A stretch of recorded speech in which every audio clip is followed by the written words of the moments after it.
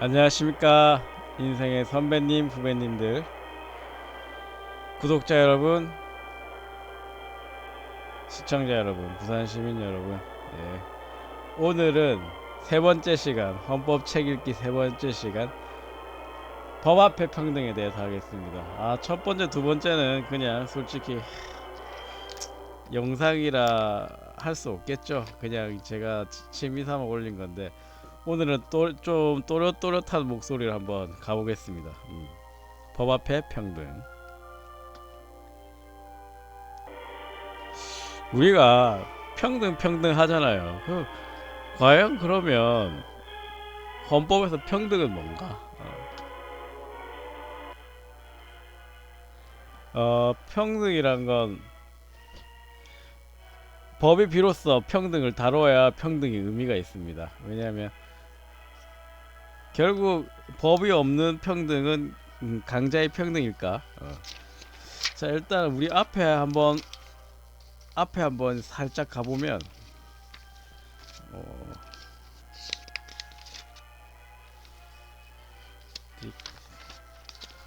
우리가 가장 크게 배우는 게 인간의 존엄과 가치, 행복, 추구권, 법 앞에 평등. 자, 인간 존엄과 가치 10조, 행복, 추구권 10조, 평등 이제 11조입니다. 11조. 이러면 2장을 다 배우는 건데, 다 읽는 건데,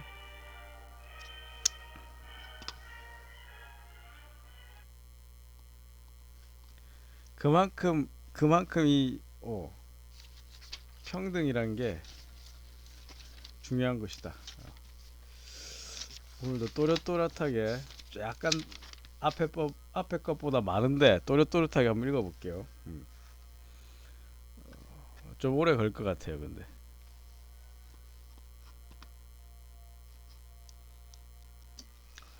자, 스타트. 법 앞에 평등권 돼 있죠.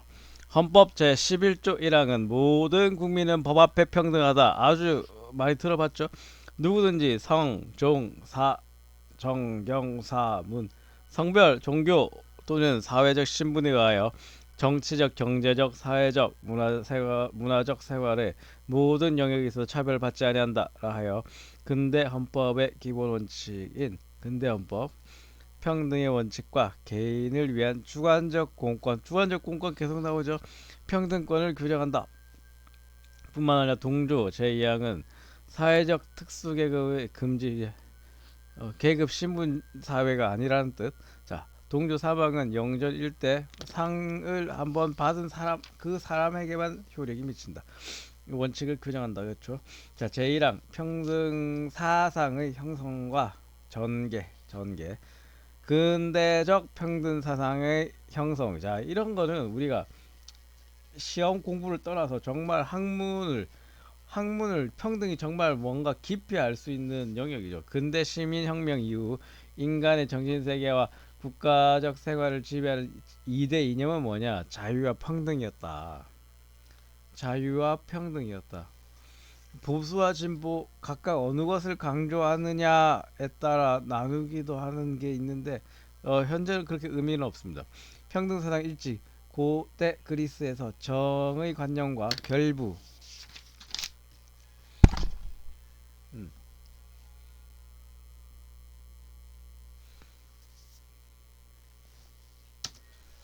결부되어 주장된 바 있지만 근대사에서도 평등 이념이 국가 권력과 개인의 관계를 규하는 근본 원리로 확립된 것은 이게 종교적 의미였네요. 기독교적 교리와 근대 합리주의적 자연법 많이 나오는 말일 겁니다. 사상의 공적이라 할 수 있다. 칼빈파는 기독교의 원리인 신 앞에서의 평등이 정치적 경제 영역에도 적용되어야 한다 주장했는데 로크와 루소죠. 장자크 루소 드디어 나왔네요. 17, 18세기의 합리주의적 자연법론자들은 신의 권위를 자연법 이론으로 전환시켰다. 아주 중요한 내용이 나오죠. 아주 그냥 섹시한 문장이에요. 자연법의 바탕은 인간의 생내적 태어나서부터 평등하다. 18세기가 되자 평등의 이념은 근대 국가에 대한 두 가지 요구로 제한됐다. 뭐냐 그게? 모든 시민은 국가기관의 구성이나 통치 과정에 평등하게 참여한다. 참정평등. 참정평등. 참정평등이 이루어진 역사는 얼마 안 됐죠. 우리나라는 요구가 그 하나다. 국가는 신분이나 신앙 등에 따라 인간을 차별하지 아니 평등하게 법을 적용한다는 법 적용이다. 참정이다. 적용이다. 예.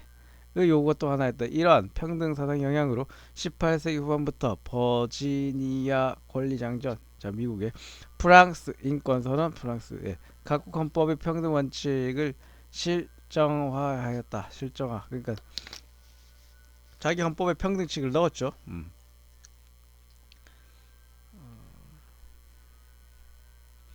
이 두 나라가 프랑스, 미국이 사실상 효시예요.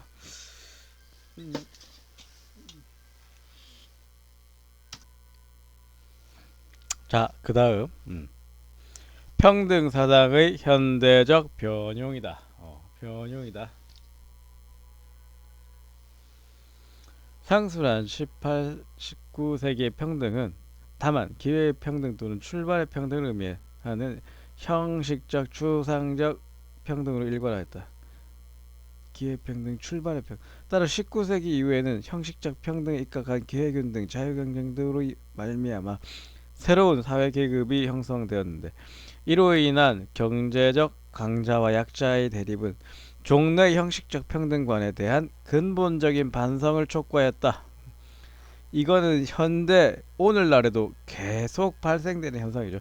그 결과 오늘날은 추상적 형식적 평등이 아니라 사회적 경제적 원인에 의한 실업 빈곤을 제거하여 모든 국민으로 하여금 인간다운 생활을 하게 하는 생존의 평등이다. 생존의 평등.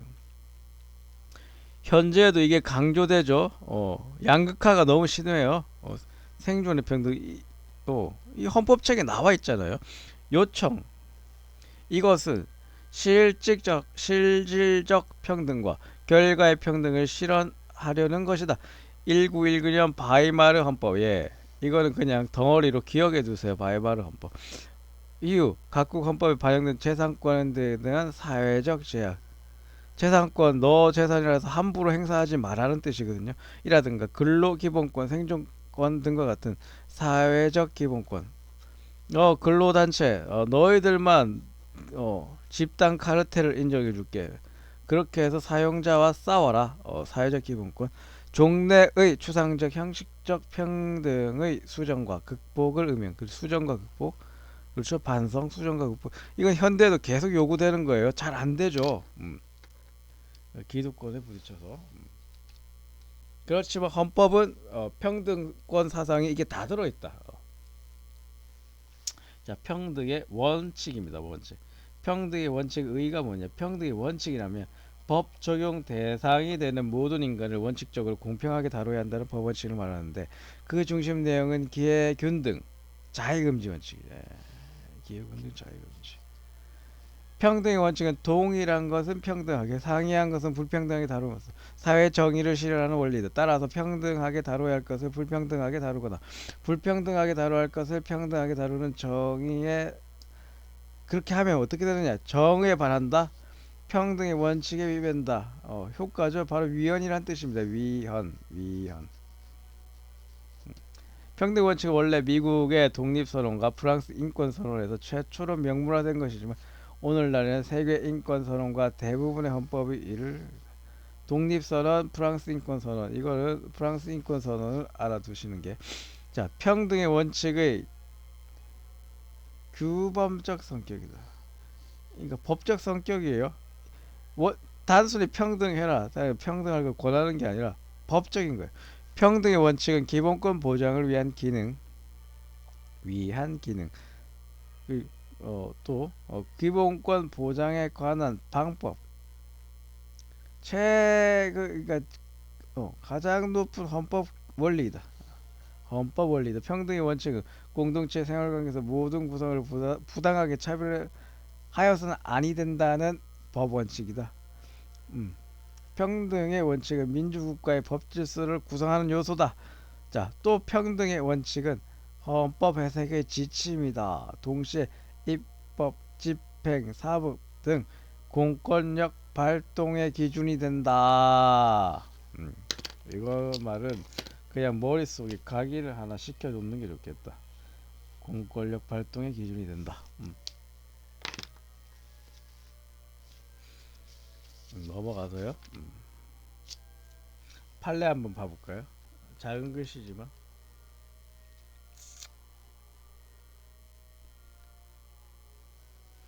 절대적 평등을 의미하는 것이 아니다. 합리적인 근거가 없는 차별을 하여서는 아니 된다는 뜻이다. 바로 상대적 평등인데 001마 546 이거 한번 숫자 기억해 두시죠. 01마 546. 자, 또 평등은 입법을 하거나 법 해석을 함에 있어서 해석할 기준이다. 기준이 되는 거예요. 단순히 개인적으로 평등의 것을 청구하는 게 아니라 국법 질서야. 이건 기준이야. 평등한 대우를 요구할 수 있는 모든 국민의 권리로서 국민의 기본권 중에 기본권이다. 기본권 중에 기본권이다. 평등권. 행복 추구권, 인간 존엄과 같이 평등권. 예. 넘어갔습니다. 예.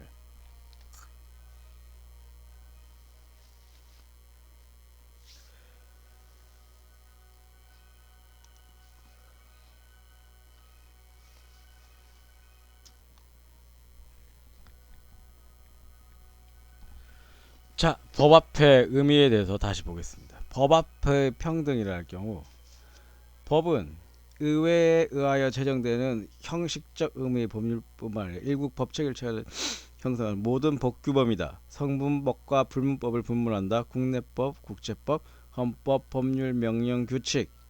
명령에는 바로 우리가 대통령 시행령도 들어가겠죠. 규칙, 장관 부령,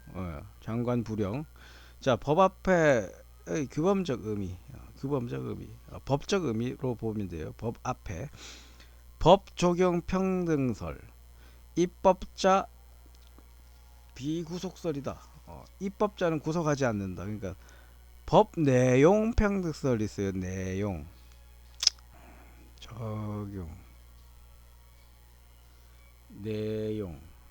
내용 평등설.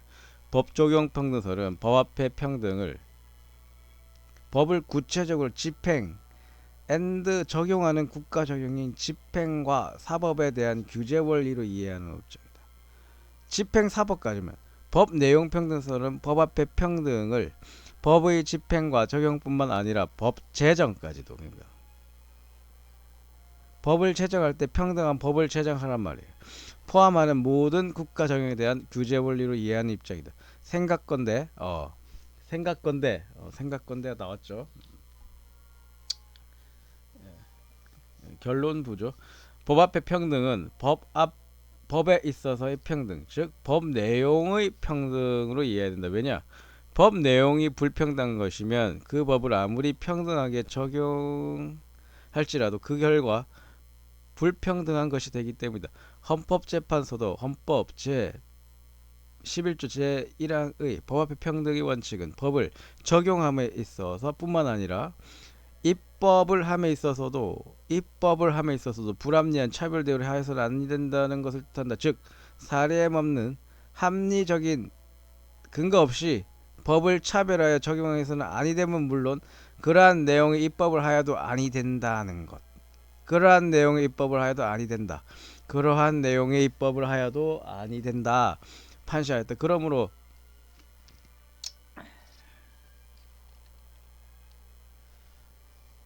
법 앞의 평등은 법 내용의 평등을 의미한다. 입법자까지도 구성한다. 예. 입법자까지 구속하지 않는다라면 틀리겠죠. 자, 평등의 의미가 뭐냐? 평등의 본질입니다. 상대적 평등설, 절대적 평등설이 갈린다.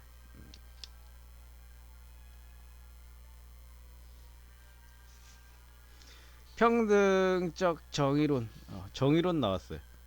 절대적 평등설은 평등적 정의론, 절대적 평등설. 다시 모든 인간을 모든 점에서 차별, 무차별 또는 균등하게 다룬다. 그냥 전부다. 그냥 무차별적으로 균등해야 된다. 무제한적 절대적 평등성과 평등의 적용 범위를 신분적 사항에 국한해 신분을 이유로 한 차별만 절대로 금지된다. 제한적 평등설로 갈린다. 뭐 이렇게 갈리는 거는 그렇게 신경 쓸 필요 없습니다. 그냥 이게 와닿네. 그러면 그 학설만 보면 돼.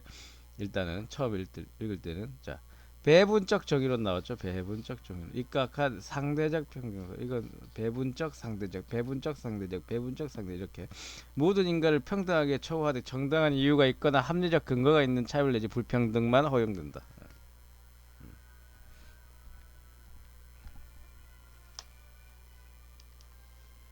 그냥 가볍게 보십시오. 가볍게.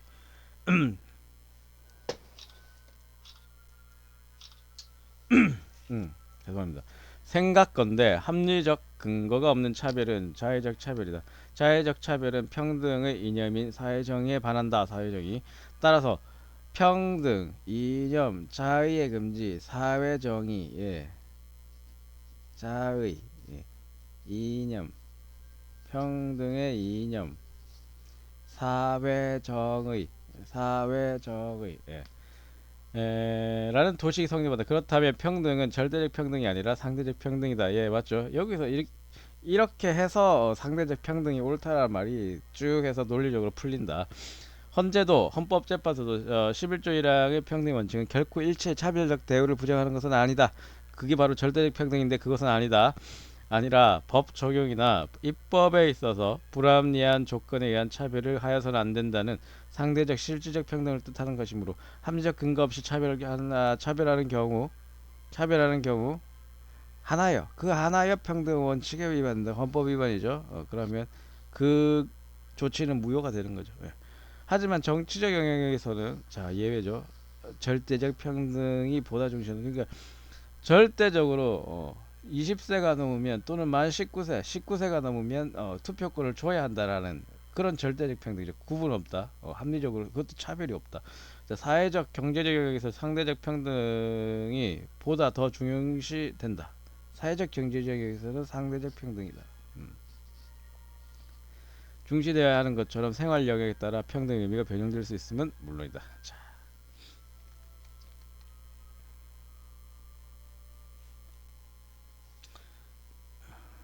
로마자 4번 불합리한 차별의 금지. 불합리한 차별의 금지. 합리적 차별 여부의 판단 기준. 그 기준이 뭐죠? 합리적 차별이. 자, 평등을 상대적 평등으로 이해한다 하더라도 합리적 차별과 불합리적 차별의 판단 기준에 관해서 학설이 갈린다. 또 학설이 갈려요. 학설이 갈리기 때문에 이 학설이 내한테 맞다. 일단 처음 읽을 때는 그냥 너무 심하게 학설 대립을 볼 필요는 없습니다. 인간 존엄성설. 차별이 인간의 존엄과 가치라는 인격주의 이념에 반하는가 반하지 않는가. 합리적 차별 여부의 판별 기준을 해야 된다. 독일 연방 헌법법원의 판례. 헤세, 콜라도 헤세, 아른트, 독일의 유명한 학자들 등이 취하는 입장이다. 그러나 입법 목적설에 의하면 차별이 정당한 입법 목적을 달성하기 위하여 이거 정당한 입법 목적 비례 원칙의 첫 번째 판단 기준인데 여기서 나와요. 정당한 입법 목적을 달성하기 위하여 불가피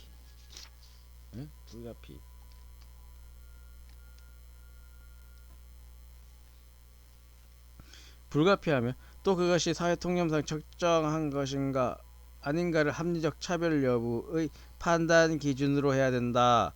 적정한 거냐? 입법 목적을 달성하기 위해서. 이 기준은 미국의 헌법 판례와 일본의 헌법 판례에 적용된 바 있다. 독일에서도 라이프홀츠의 교수에 의하여 강조된 유명한 사람입니다. 오늘날 광범한 지지를 얻는다. 우리 헌법재판소, 우리 헌재도 평등권의 침해 여부에 대한 심사는 그 심사 기준에 따라 자의금지 원칙이 완화된 심사와 비례 원칙 엄격한 심사로 크게 나눠볼 수 있다. 이건 매우 중요한데 자의금지 원칙 비례심사, 자의금지 원칙 비례심사, 자의금지 원칙 비례심사. 이렇게 일단 이런 게 있다. 이런 게 두 갈래로 나는데 이거는 알아두시면 좋겠어요. 심사를 크게 나눠볼 수 있다는 입장이다.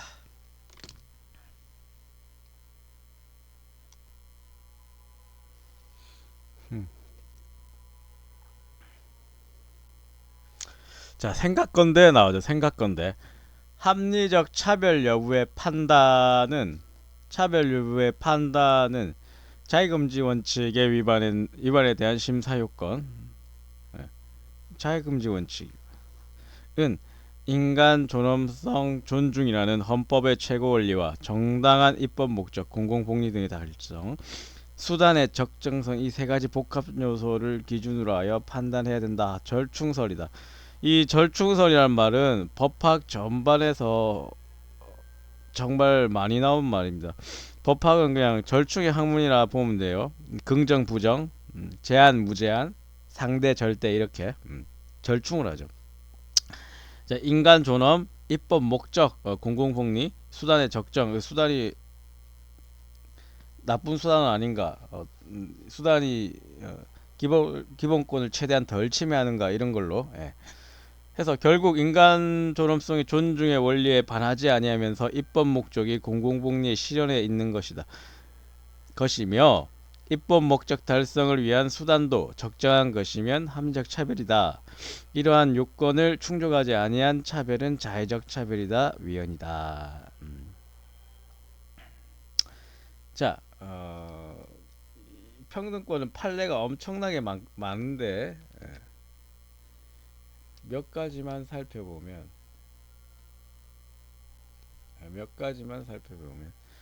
미국에서는 이런 논리도 있어요. 우선 처우론. 그래서 노약자, 미성년자, 소수민족, 생활무능력자, 경제적 사회적자한테 우선 처우를 한다. 이럴 때만 합리적으로 차별이 가능하다. 그래서 역차별을 주장하는 세력이 제기되기도 한다. 현대적 평등 보호 원리다. 이런 내용이 있네요. 자, 합리적 근거 있는 차별인지 여부에 관해서 우리가 누범이랬죠. 누범을 범하면 형을 가중하잖아요.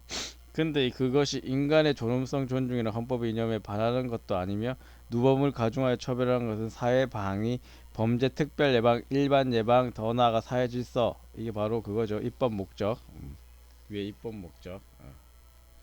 입법 목적에 의해서 자의적이지 않다. 자의 금지 원칙. 누범을 가중 처벌한다 하더라도 그건 자의가 아니다. 이런 말이에요. 판례가. 너무 글자가 작으면서 세세하기 때문에 각주는 최대한 요약해서 읽겠습니다. 자, 제 3항. 그럼 평등권이 뭐냐? 평등의 원칙이겠죠. 평등권입니다. 권은 바로 이거죠. 평등한 처우를 요구할 수 있는 개인의 주관적 공권이다. 개개인이죠. 개인 한 명. 개인 주관 이거를 잘 알아두셔야 돼요. 평등권의 법적 성격은 뭐냐? 법적 성격. 평등권은 다음과 같은 성격을 가진다. 평등권은 실정법상의 권리가 아니라 인간이 자연적 상태에서 누려온 생내적 천부적 우리가 평등권을 만든 게 아니에요. 이 뜻은 바로 생내적 천부적 이거 우리가 만든 게 아니라 원래 있던 거를 우리가 확인한다 이 뜻입니다. 평등권은 국가로부터 불평등한 처우를 받지 않으면 물론 평등한 보호를 요구를 한다. 주관적 공권이다. 주관적 공권성 주관적 공권 이건 계속 나옵니다. 평등권은 자유권적 기본권의 일부가 아니라 모든 기본권을 균등하게 실현하는 위한 기능 내지 방법으로서 기본권 전반에 공통으로 작용되어야 할 기능적 수단적 권리이다. 기능적 수단적 권리란 건 이 뜻이네요. 여타 자기 밑에 기본권이 있어요. 평등권. 그거에 공통적으로 영향을 미친다 보면 돼요. 평등권은 국가로부터 차별 대우를 받지 않을 소극적 권리면서 적극적으로 소극적 권리 방어, 적극적으로 평등 보호를 요구할 수 있는 적극적 권리이다. 양면, 소극, 적극, 양면. 평등권은 개인을 위한 주관적 공권인 동시에 질서다 하나의 개인 이거는 개인이 아니죠. 일종의 다수죠. 국법 질서이기도 하다. 객관적 법질서성, 법질서성, 예. 법질서성. 객관이라 할 때는 개인이 아니란 뜻이겠죠. 오케이. 넘어갑시다. 넘어갑시다.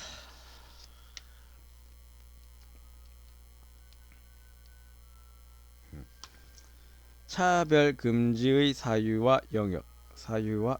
차별 금지. 사유, 영역. 헌법의 성별, 종교, 사회 신분과 같은 차별 금지 사유와 정치, 경제, 사회적, 문화 영역과 같은 차별 금지 영역에 관해서는 그것이 차별을 받지 아니하는 사유와 영역을 한정한 것인가, 아니면 예시한 것인가, 이런 것도 법학에서 말이 나옵니다. 이 조문에 있는 단어만 딱 한정한 것인가, 아니면 그 외에도 이와 비슷한 것을 인정하기 위한 취지인가. 예시. 바로 그게 자, 한정설, 제한적 규정설. 이하면 헌법에 규정된 사유와 영역은 차별을 받지 않은 사유와 영역을 한정한 것이다. 한정한 것이기 때문에 헌법에 열거된 사유와 영역이 아니면 차별이 가능하다. 그러나 예시설이죠. 예시설이 모든 많은 학설에서 유력해요. 그렇게 하면 법이 답답한 법이 되겠죠. 자, 예시적 규정설. 그하면 헌법에 규정된 사유와 영역은 예시적인 것이다. 따라서 그 이외의 사유, 학력, 출생지, 당연하겠죠. 이걸로 차별하면 안 되니까. 영역, 보건, 교육 영역 일지라도 그 차별이 불합리한 것이면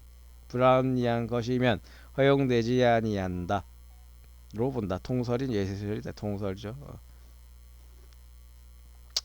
다수설보다 더 유력한 거의 판례 수준의 견해라 보면 됩니다.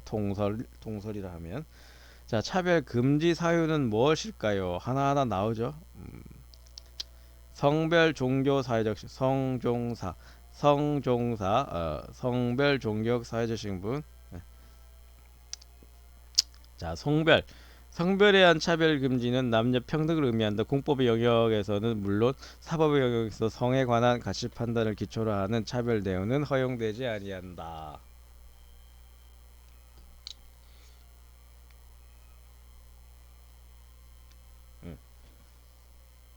허용되지 않는, 그러나 성에 관한 가치 판단의 결과가 아니라 남녀의 사실적 생리적 차이에 의한 차별이라든가 그 밖에 합리적인 이유가 있는 차별은 허용된다. 이를테면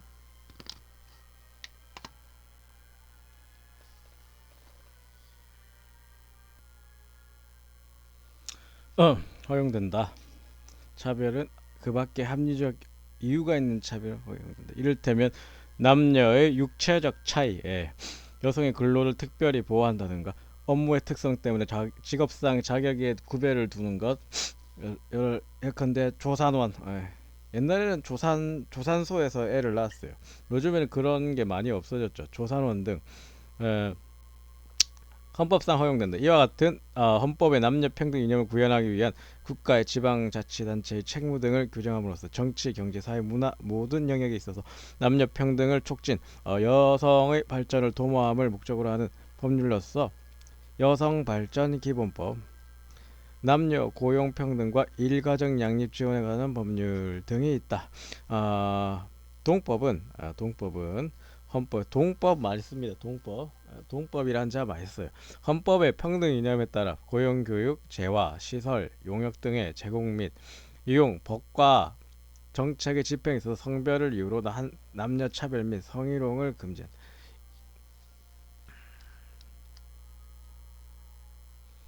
성희롱을 금지. 이로 인하여 피해자의 권익을 구제함으로써 사회의 모든 영역에서 남녀평등 실현을 목적으로 하는 법률이다. 종교. 자, 두 번째 종교죠. 종교에 의한 차별 금지는 종교 평등을 의미한 종교를 이유로 하는 차별은 사기업에서 근무관계라든지 사립학교에서 입학관계 등에서 흔히 문제된다. 음. 연세대학교 채플 수업, 이것을 강제가 아닌 그냥 교양 선택으로 하는 것은 합헌이다라는 판례가 있었어요. 여기서는 언급이 안 돼 있는데, 자, 그다음에 사회적 신분이에요. 과연 근데 사회적 신분이 무엇을 의미하는가? 자, 이건 논란이 있는 거죠.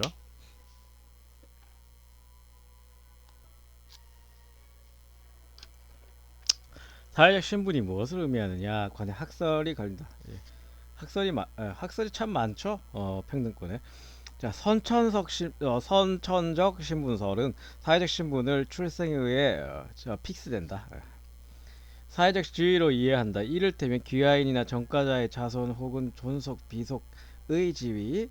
존속, 비속은 조부모, 감째, 아들, 딸, 손자, 지위 등이 그것에 해당한다 한다. 후천적 신분설에 의하면 선천적 신분설 플러스 물론 인간이 후천적으로 사회에서 장기간 점하는 지위 이런 거는 개념정이죠. 아, 일정한 사회적 평가를 수반하는 것으로 하는 것을 평가, 지위 평가, 사회적 신분이란다 다수설. 이를테면 선천적 신분 외에 기업인, 탤런트, 불목하니 이런 게 있는가 보요.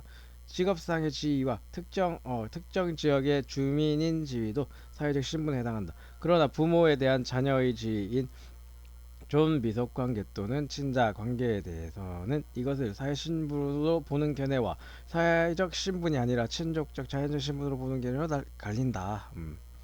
갈린다.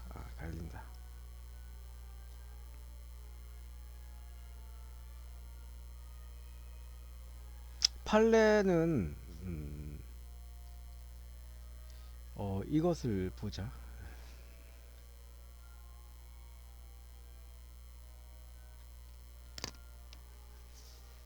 약간 애매해요 판례는.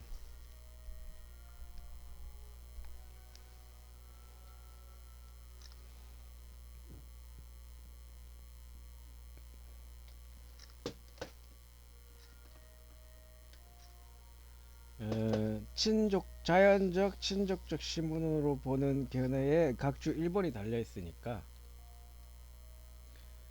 판례는 이 판례는 자연적 신분으로 본다.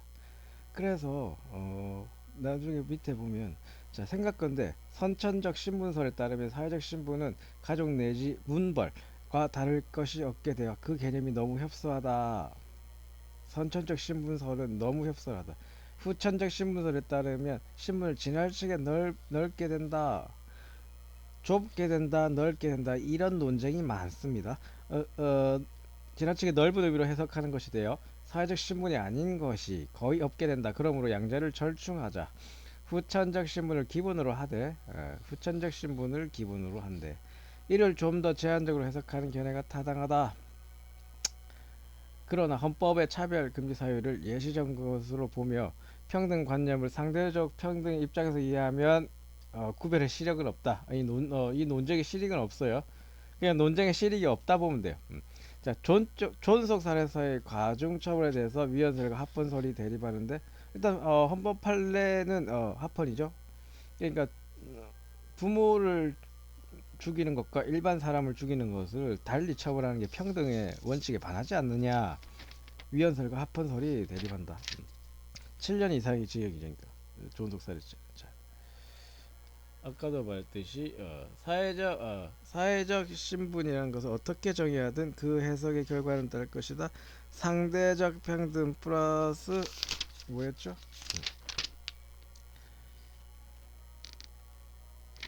플러스 차별 금지 영역을 예시적으로 본다면 사회적 신분이 어떤 것이든 그 결과는 다를 것이 없다. 그 예시니까 사회적 신분은 여러 가지 다 포함될 수 있으니까. 예. 자, 차별 금지 영역입니다.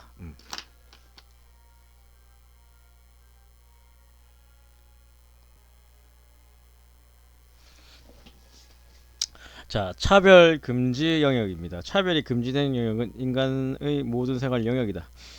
정치적 생활 영역, 정치란 뭐냐? 모든 국민은 평등한 처우를 받아야 하기 때문에 투표, 선거 이게 바로 정치예요. 국민들한테는.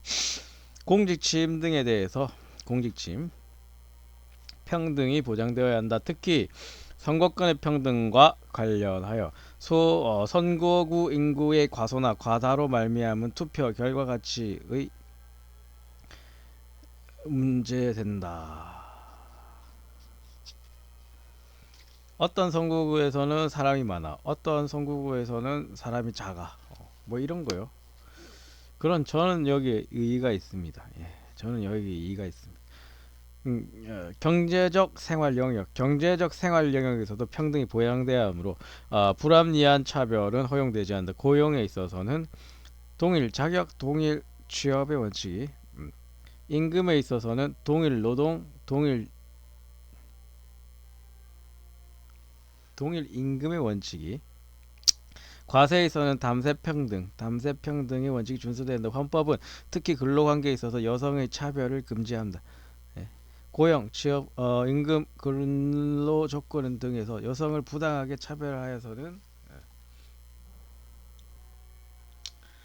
안 된다. 이제 사회적 생활 영역에서도 평등권이 보장되어야 하기 때문에 주거, 여행, 공공시설 이용 등에서 차별, 적자와 서자의 차별.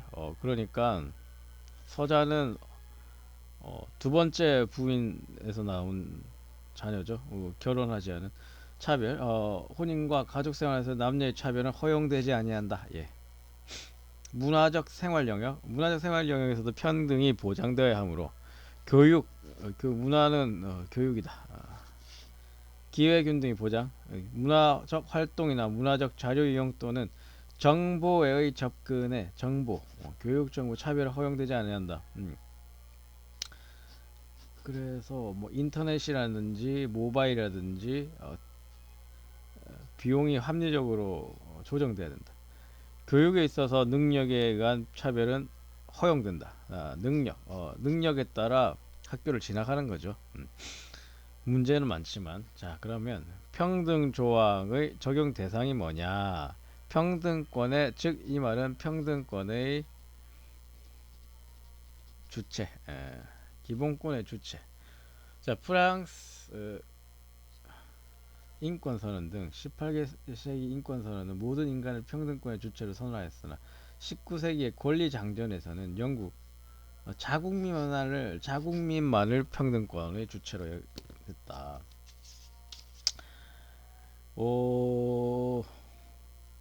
각주 5번 일단 한번 판례인데 한번 봐볼게요. 평등권 판례는 진짜 많습니다. 국세 징수법상 공매 절차, 계약 보증금을 국고에 기속됐다. 그러니까 돈을 안 내면 계약 보증금을 국고에 기속하는데 이것은 민사집행법상에는 이런 게 없어요. 그러면 국세징수법상과 민사집행법상의 채무자를 자의적으로 차별한다. 평등 원칙 이런 게 바로 평등 원칙이be. 그다음 이제 미국에서는 흑인, 백인, 공학 문제에 대해서 처음에는 분리하되 평등이라는 원칙이 있었답니다. 그래서 분리시켜서 공부를 시키는 거 합헌이었는데 1896년에, 그러나 1954년에는 이것은 평등은 진정한 실질적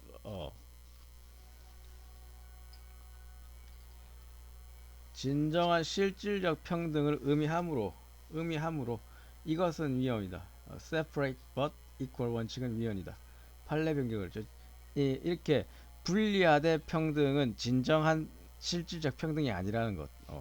이런 미국의 판례가 있네요. 중학교 의무교육을 단계적으로 확대 실시하는 것, 바로 전면적으로 하는 게 아니라 단계적으로 확대 실시하는 그런 거 괜찮다. 실질적 평등 원칙과 원칙이 위배되지 않는다. 재정적 부담이 있으니까요. 모든 사람들한테 바로 평등 조치를 내릴 수 없다. 이거는 매우 중요한 판례지만 어쨌든 가볍게 다루겠습니다.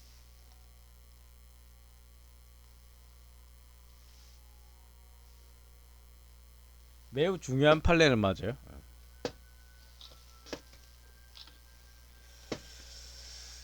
현재 90 헌가 27 90 헌가 27 한꺼번에 평등 조치를 취해줄 수 없어요. 이거는 이 판례의 정신은 진짜 각 생활 영역에 다 미쳐요.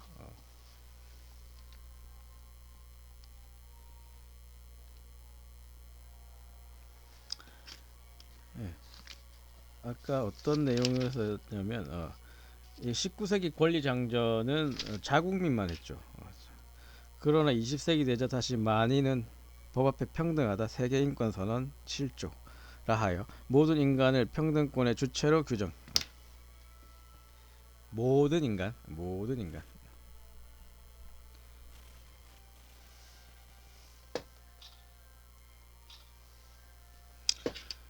자, 한 5페이지 남았는데요. 녹화는 한 1시간 가겠네요. 판례까지 하면 하루 종일 해야 돼. 하루 종일. 판례는 엄청 많거든요. 자, 그래서 우리 헌법은 제 11조 1항도 모든 국민이라 했어요. 모든 국민이라 했지만 그래도 모든 국민 일단은 모든 국민이에요. 했지만 한국 국민이 아니만 아니라 외국인에도 원칙적으로 평등권 인정된다. 평등의 원칙이 적용되어 외국인도 평등권의 주체가 되는 것으로 보아야 된다. 다수설이에요. 소수설도 있다. 국가인권위법 제4조 제2조 제4조와 제2조와 제4호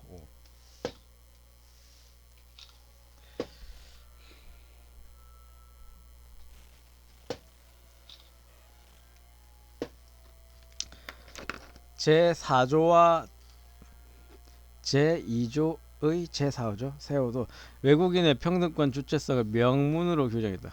다만 한국 국민이 아니면 누릴 수 없는 정치적 이게는 절대적 평등이라 했죠. 거의 공권과 일정한 사법상의 권리는 외국인은 인정되지 않는다. 그러나 외국인에 대해 적용되는 평등 조항의 구체적 범위는 국제법과 사무주의 원칙에 너도 하면 우리도 한다 라는 따라 결정된다. 평등권은 자연인만 아니라 법인 없는 단체, 법인격 없는 단체, 그 바로 정당이겠죠. 주체가 된다. 좋습니다. 평등 조항의 효력. 예.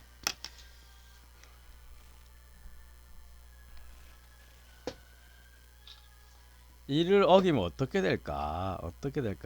평등 조항은 모든 국가 권력을 직접 구속하는 대국가적 효력. 대국가적 효력, 모든 국가 권력 직접 구속. 예. 대국가적 이런 말은 참 많이 나오는 말입니다. 예. 따라서 입법기관이 불평등한 내용의 법을 제정하나 집행기관과 사법기관이 법을 불평등하게 집행 또는 적용한다면 그것은 평등의 원칙 조항에 위배된다. 이런 경우가 뭐죠? 각주 1번에 나와 있어요. 매우 중요한 판례죠. 리딩 케이스로. 자, 한번 읽어볼게요. 판례. 범죄 피해자인 고소인은 헌법 제11조 제1항에서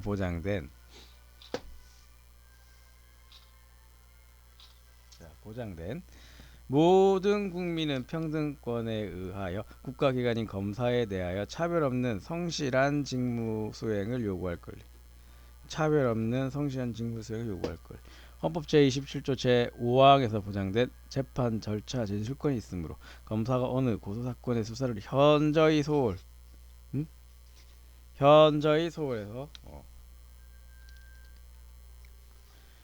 소홀히 하는 등 잘못 다룬 끝에 불기소 처분을 하였다면 이 재판 절차로 가야 되는데 이는 검사가 검찰권의 행사에 있어서 그 고소인을 차별 대우하여 평등권을 침해했다. 또한 재판 절차 진술권을 침해한 것이라 아니할 수 없을 것이다.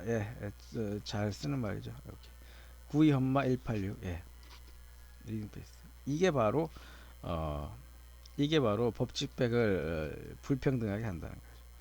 자, 그러나 평등의 원칙과 평등권이 사법상 법률 관계에도 적용되는가 논란거리예요. 견해가 갈린다. 이 점에 관해 통설은 죄송합니다. 알람이 울렸네.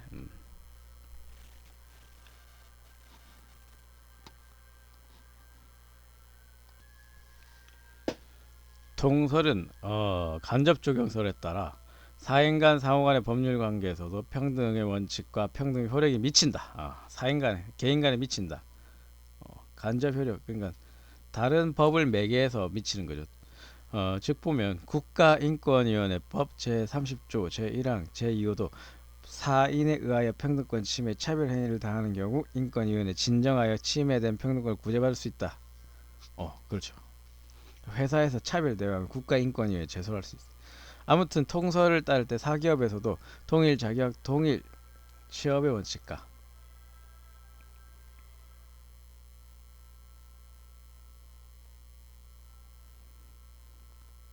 동일 노동, 동일 임금의 원칙이 준수되어야 하며 종교나 사회적 신분 등에 의한 차별은 허용되지 아니한다는. 예, 다음은 평등 조항의 구체적 실현 어떻게 실현되는가? 이게 어떻게 헌법은 성별, 종교 또는 사회적 신분을 이유로 하는 차별을 정치적, 경제적, 사회, 문화, 생활 모든 영역에서 금지하고 있을 뿐만 아니라 평등의 원칙을 구현, 평등권을 보장, 아니 특별 조항을 두었다. 바로 2항 3항인데 사회적 특수 계급 제도의 부인. 2항에서 사회적 특수 계급의 제도는 인정되지 않으면 어떤 행태라도 이를 창설할 수 없다라 했다.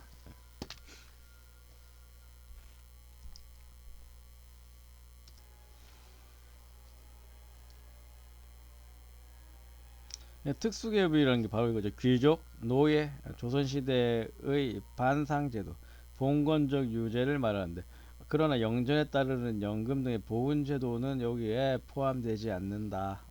전직 대통령에 대한 예우도 사회적 특수계급 제도는 아니다. 대통령까지 했으면 나중엔 보복의 대상이 될 수 있잖아요. 그래서 죽을 때까지 보호를 해주는 거예요, 나라에서. 자, 영전 1대 원칙. 사망은 영전 1대 원칙. 이게 뭐냐? 을 채택하여 영전의 세습죄를 부정한다. 그러니까 영전 상 받은 게 세대로 물려내지 않는 거죠. 훈장 등의 영전은 이를 받은 자에게 효력이 있다. 어떠한 특권도 이에 따르지 아니한다라는 것이 그것이다. 그러나 영전의 세습죄를 부인하는 것은 그로 말미암아 특권을 부인하는 것이지 연금 지급은 상관없어. 연금은 돈으로 되는 거니까 바로 유족한테 넘어가는 거예요. 오케이.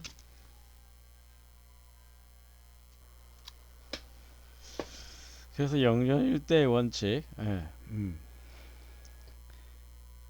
상 받으면 그 상은 세습되지 아니한다. 그러나 연금 같은 거는 세습된다.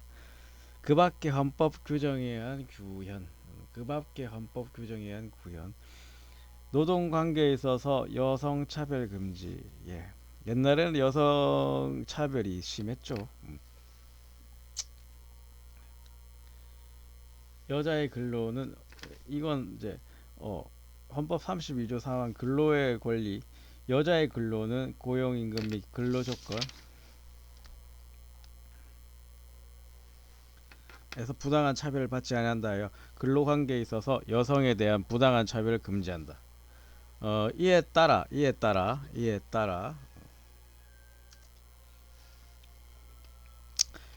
근로기준법 이 간접 적용된다는 게 이런 사법 노동법을 통해서 적용된다라는 말이죠. 아까 간접 적용이란 말이 사용자가 남녀 근로자를 차별하는 것을 금지한다.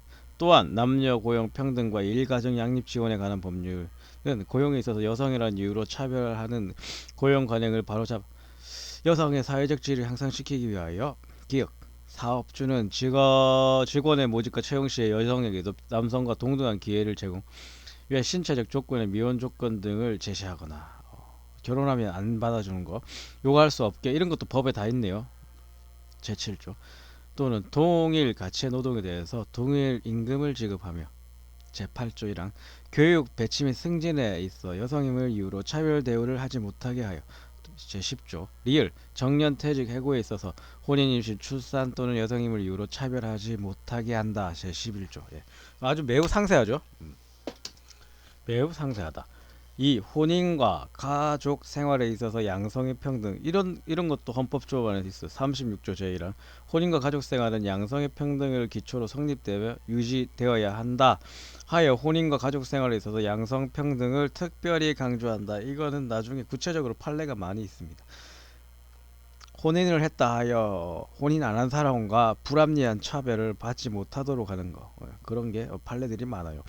그 밖의 영역에서의 평등, 교육, 기회균 등 31조, 평등, 선거 41조 67조, 경제 질서에 있어서 균형성 119조 123조 2, 다 아주 필수적인 헌법 조문들이에요. 아주 제7항 평등의 원칙과 평등권의 제한이 뭐냐? 이건 좀 차별해도 괜찮지 않겠느냐? 합리적인 차별은 괜찮지 않겠느냐라는 거예요. 헌법상의 제한, 합리적 차별이다. 헌법상 차별을 해라, 차별해도 괜찮다라는 조항이 몇 개 있어요. 주관식 시험으로 좋죠. 이런 게 뭐냐 도대체. 정당의 특권이죠. 정당한테는 특권을 줬어요. 사조직이지만 이게 국민과 정부를 매개하거든요. 국민과 정치를 매개하거든요. 국민과 권력을 매개하기 때문에 큰 역할을 해요. 정당은 일반 결사에 비하여 여러 가지 특권을 누린다. 정당은 그 목적이나 특권을 누린다. 정당은 그 목적이나 활동이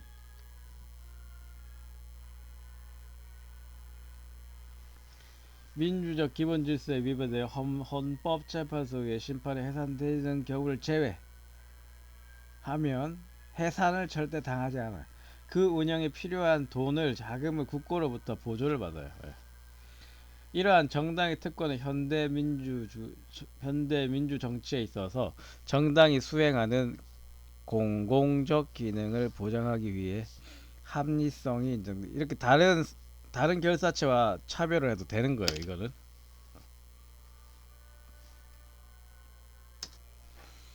자, 아까 각주 1번을 살짝 넘겼죠. 각주 1번이 뭐였냐면은 리을번에 정년퇴직 차별 못하는 건데, 어떤 교회는 정년퇴직에서 차별이 합리적으로 인정이 되는 게 뭐냐면, 일반 직원 정년을 58세로 규정했대요. 근데 일반직 중에서도 전화교환 직렬 직원만은 정년 53세로 규정하여 5년간의 정년차 등을 둔 것은 사회통념상 합리성이 있대요. 그러니까 일반 직원과 전화교환 직렬을 차별해도 합리적 이유가 있기 때문에 괜찮다라는 거예요. 현재 와서는 다시 이게 들어가면은 어떤 판결이 나올지는 모르겠지만 과거의 판례는 그랬다. 자, 이런 게 많아요. 근데 합리적 이유가 있어서 차별을 정당들은. 자, 1번 가볼게요. 군인, 군무원 등에 대한 군사제재. 군사재판은 일반 법원에 대하여 특수성을 가지는데, 군인, 군무원에 대한 군사재판은 평등의 원칙에 대한 제한이 된다. 일반 법원에 받으면 좀 더 유리할 건데, 그러나 군사재판은 효율적인 국방 목적에 있다. 국가 방어의 목적이 있기 때문에 어쩔 수 없다. 자, 대통령과 국회의원의 특권과 의무. 자, 대통령에게는 형사상 특권이 인정된다. 퇴직 후에도 그는 법률이 정하는 바에 따라 신분 보장과 예우를 받는다. 예. 반면에 겸직할 수 없죠. 대통령은. 예. 국회의원에 대해서도 불체포 특권, 면책 특권을 인정하는 반면 법률이 정하는 바에 또 겸직이 안 돼요. 청렴과 국가 이익 우선을 안 하는 국회의원들이 참 많죠. 의무가 부과되어 있다. 이러한 특권과 의무는 대통령의 권위, 그다음 대통령 국회의원의 원활한 직무 수행, 그렇죠. 불체포 특권, 그래서 막 정적을 제거하기 위해서 수사권, 공소권을 남용하면 안 되기 때문에 그런 그런 그 뼈아픈 역사를 반복하지 않기 위해서 불체포 특권이라는 게 만들어진 거예요. 면책 특권도 똑같습니다.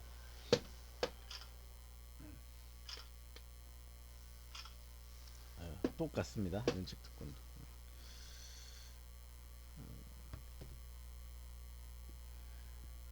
그 지역구의 대표로서 나왔잖아요. 그 수만 명, 수십만 명의 대표로서 나왔단 말이에요. 그런데 사람의 신체를 상해하거나 뭐 훼손하거나 그런 중대 범죄가 아닌 범죄로 일을 못하게 하는 거예요. 그럼 그렇게는 못하겠다. 면책특권을 주는 거예요. 직업상 국회의원의 직업상의 발언 같은 거, 직무상 발언 같은 거에는 어, 다소 명예훼손 같은 발언이 있더라도 일단은 면책을 시켜준다. 예. 불체포 특권도 마찬가지요. 예. 넘어가서 4. 공무원과 방위산업체 노동자의 노동 근로 3권 제한. 공무원인 근로자에 대해서 법률이 정하는 바에 단결권, 단체, 교섭권 1번, 2번, 3번이 다 인정되는데 법률이 정하는 자의 하나여만, 그래서 공무원은 거의 행사할 수 없다 봐요. 이것은 국민 전체에 대한 봉사자라 하는 공무원 특수한 지위에 기인한다. 주요 방위사업체 종사하는 근로자에 대해 법률이 정하는 바에 따라 단체 행동권을 제한, 단체 행동권만 제한돼요. 이거는 3번만. 국방상의 이유의 기원. 국방상의 이유 아까 나왔죠. 군인 군무원 많은 제한을 받습니다.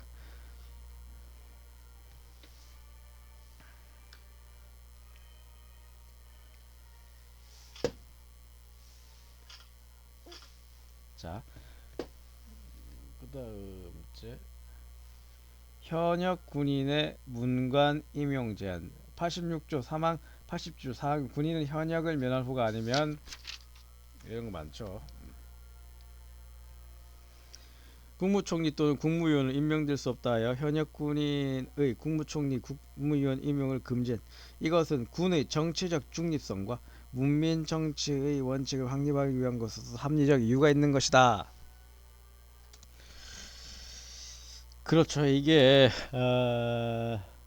우리는 군사 정권의 아픔을 겪었잖아요. 군사 정권. 군인이 정치에 개입한다. 이거 못하게. 국가유공자의 취업 우선 기회 보장.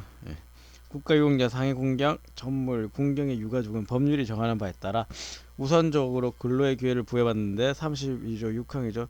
이 조항은 국가유공자 등의 생계를 지원, 애국 애족의 정신을 함양하기 위한 것으로서 합리성이 있다. 이런 이유에서 합리성이 있다.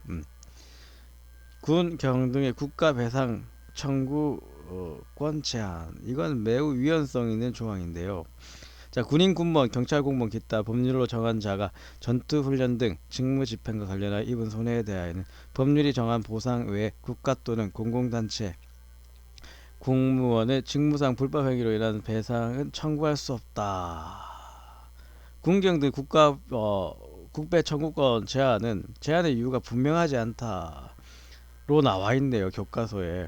평등의 원칙이 위배되는 것이 아닌가 하는 의문이 있지만 헌법 자체가 규정했다. 일단 헌법의 규정이니까 헌법이 헌법을 위헌선을 할 수 없거든요. 이런 이제 매우 깊은 문제가 필요합니다. 29조 2항을 위헌으로 판단할 수 있는가? 헌법 조항 자체를. 헌법 정책상의 문제다. 개정해야 된다 이 말이죠. 위헌 문제는 제기될 수 없다. 위헌 문제는 법률을 대상으로 하니까. 넘어갈게요. 자, 법률상의 제한 보기 전에 국가유공자에 관해서 각주 1번.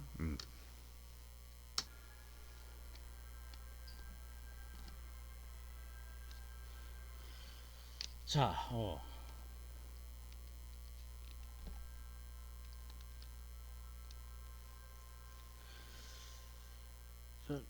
국가유공자한테 공무원 공개 취향 시험에서 10% 5% 가산점 주는 거 괜찮다는 거예요. 국가유공자 예우 및 지원의 법률 평등권 위배 아니다.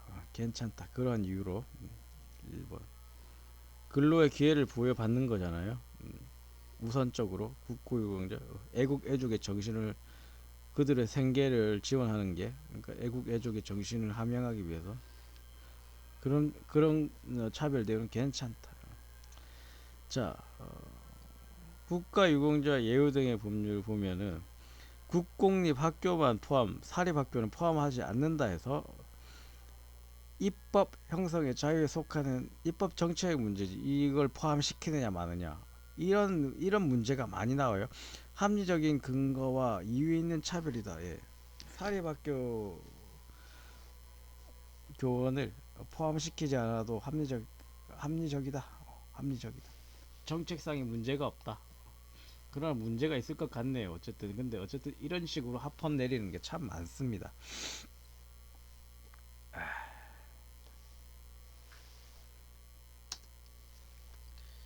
자, 그다음 제 법률상의 제한, 합리적 차별, 평등의 원칙에 대한 법률상 제한은 기업 공무원법에 대한 공무원의 정당 가입 금지제. 공무원 정당 가입 안 돼요.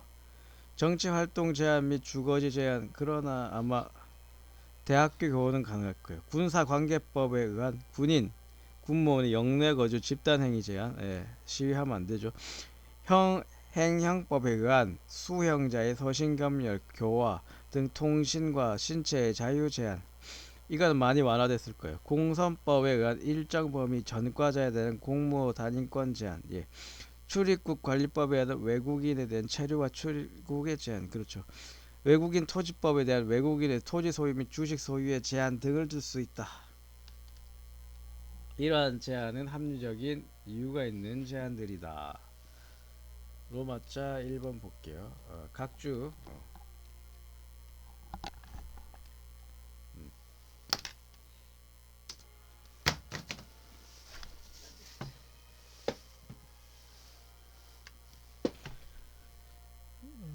각주 1번 볼게요. 입법자가 자신의 입법 형성권을 자의적으로 행사하여 합리적 이유 없이 특정 교육 과정 이수자를 차별한다면 헌법상 평등 원칙에 위배될 수 있다. 그러나 초중등교육법 시행령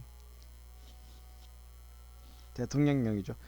제97조 제1항 제2호가 고등국민학교 졸업자에 대하여 곧바로 중학교 졸업 학력을 인정하지 아니하여 학력 검정 평가를 통해 다시 시험을 치게 한다는 거. 학력을 인정하더라도 거기에는 위와 같은 합리적 이유가 있다. 너무 오래됐잖아요. 옛날 학교 할 것이므로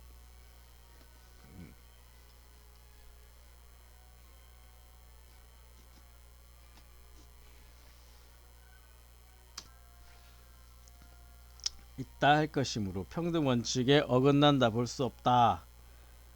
곧바로 뭐뭐 하지 않았다 해서 뭐뭐는 아니다 라는 말이 많이 나와요. 합리적 이유가 있다. 이 정도 차별은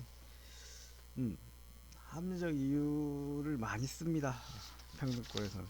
그래서 평등권에서는 위헌 나오기가 참 힘든데, 자 일단 평등권 다 읽었죠. 우리가 보면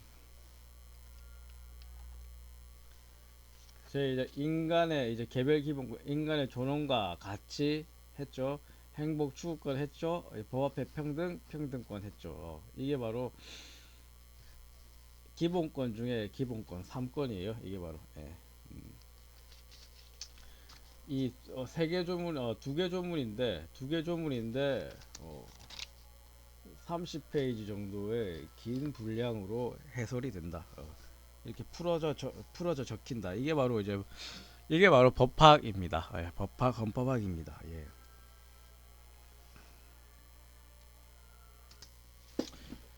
네, 이렇게 해서 인간 존엄과 같이 행복추구권 법 평등을 배웠습니다.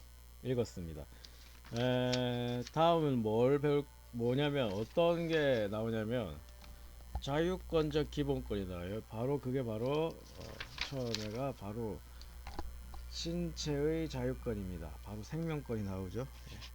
또 중요한 기본권들이 쫙 이어집니다. 예. 그러면 헌법 교과서 읽기, 교과서 읽어줍니다. 평등권 오늘 여기서 마치겠습니다. 시청해 주셔서 들어 주셔서 대단히 감사합니다. 예, 그러면 예, 물러가겠습니다. 감사합니다. 예, 그러면 다음 시간에 뵙겠습니다. 앉은 채로 부대 차렷 축석.